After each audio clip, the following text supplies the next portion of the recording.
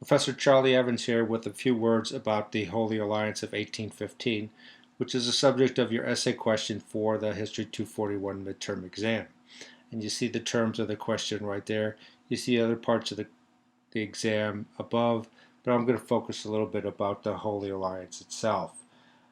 Doing a little bit of quick research on Wikipedia, I wanted to show you images of the key figures who were the signatories of the Holy Alliance. And of course, probably the chief motivator was Tsar Alexander I of Russia. And here we have a picture of him in his full military costume. We have Emperor Francis II of Austria in his regal coronation robes. And then we have King Frederick Wilhelm III of Prussia, who was the third of the main signatories of the Holy Alliance. And you'll notice that all three of them were epitomes of monarchical power in the early 19th century. The Holy Alliance itself had its origins after the Congress of Vienna, or actually during the Congress of Vienna, and I have here the picture that I found of the final act of the Congress of Vienna. And the Congress of Vienna, which lasted from late 1814 into the summer of 1815, it was held in Vienna, of course.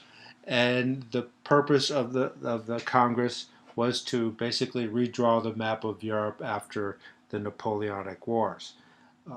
Russia had been in a constant state of unrest since the French Revolution of 1789.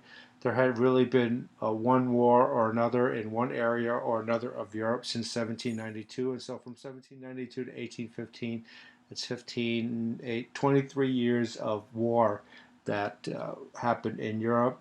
Boundaries were redrawn, countries disappeared, and so the Congress of Vienna brought together the key diplomats of Europe in an effort to redraw the map of Europe in an effort to put back together the pieces of Europe that had been destroyed by the Revolutionary era. In many ways, the key figure at the Congress of Vienna, and actually as the key manipulator of the Holy Alliance after it was signed, was Prince Clemens von Metternich. He was originally the foreign minister of the Austrian Empire. Later, he became the chancellor, or roughly equivalent to the prime minister of the Austrian Empire, and he became the really most influential person in manipulating the Holy Alliance to support the intentions of Austria, Russia, and Prussia. One of the key aspects of the final act of the Congress of Vienna was to put in writing the territorial gains that accrued to Prussia, Austria, and Russia after the Napoleonic Wars. Prussia gained substantial territory along the Baltic Ocean and in the western parts of Germany. Austria gained largely the territory of northern Italy, came under Austrian control, and Russia gained most of Poland, and Poland was brought into the Russian Empire as a result of the Congress of Vienna.